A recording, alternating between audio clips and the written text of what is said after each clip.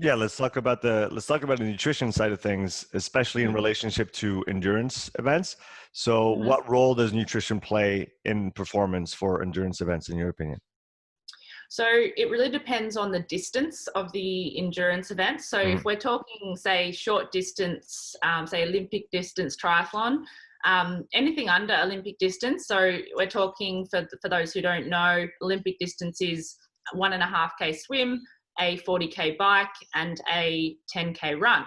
So around that distance, you want to be ingesting anything above an hour. Want to be ingesting around 30 grams of carbohydrates or more. Um, and anything under an hour for the elites that do the sprint distance, which is half Olympic distance, so you don't really need a huge amount of nutrition and fueling, but it is very, very important as we start to get into the longer distance racing. So that's half Ironman, your Ironman distance. So when it comes to that, you're on the legs for around 4 to 5 hours, Hmm. sometimes less depending on the pros, and sometimes more. With our general pop guys, you see them out there for anywhere between 5 and 8 hours for a half Ironman, and then double that, 12 to 16 hours for a Right. full Ironman. So nutrition is huge, but it's so important to be ingesting a certain amount per hour as you start to increase that duration or intensity throughout the race. So you talked about carbohydrates and how many per hour you want to be ingesting. Once the distances get really, or the time, I guess, gets really long, talk half Ironman, Ironman, is there other macros we need to start taking care of, other maybe even minerals and vitamins and stuff like that you also include? How do you base all that? Yeah, so we want to also take into consideration an athlete's sweat rate and how much Hmm. they actually sweat. So then we know how much they should be replenishing their electrolytes and salts, minerals and whatnot. So that really differs for everyone. But to give you an idea, you'd want to be having a good 500 mil with 2 electrolyte tablets sort of per hour, and on hot days even more throughout a Hmm. race. As far as say protein and fats goes, like that would come into play more pre and post race. So being able to make sure that you get your 25 to 30 grams of protein, especially post race, and then throughout the day recovering.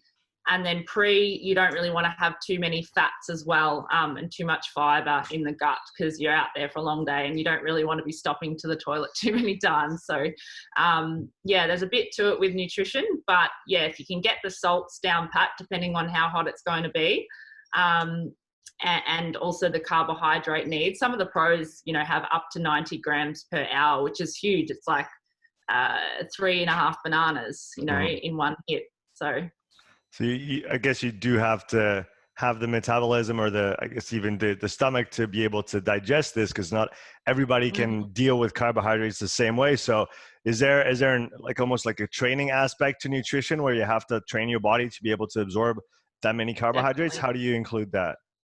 Definitely. So, especially training for the longer distances.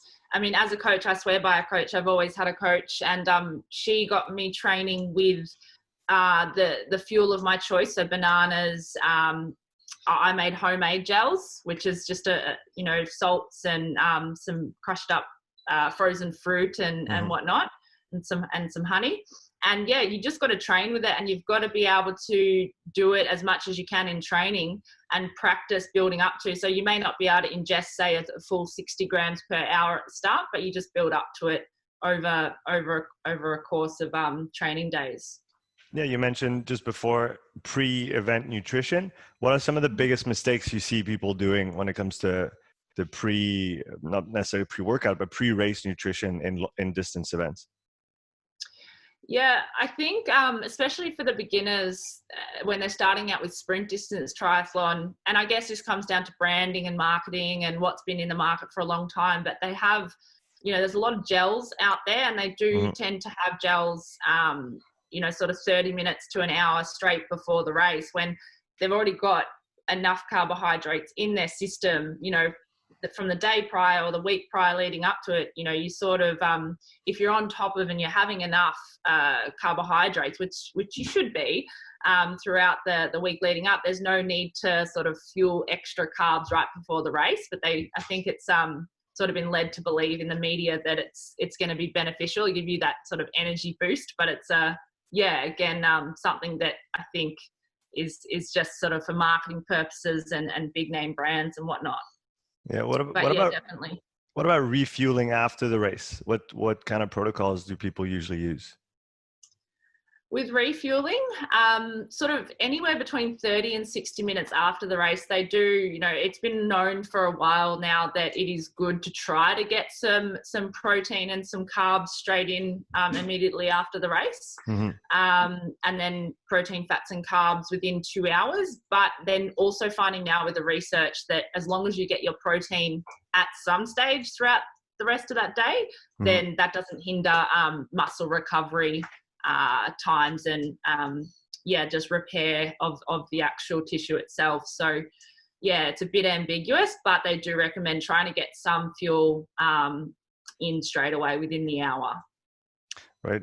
Switching gears a little bit, I want to talk about the mental aspect of endurance events, because we talk about the physical a lot, and that's what we see when we see the races. But can you talk a little about I mean, you've competed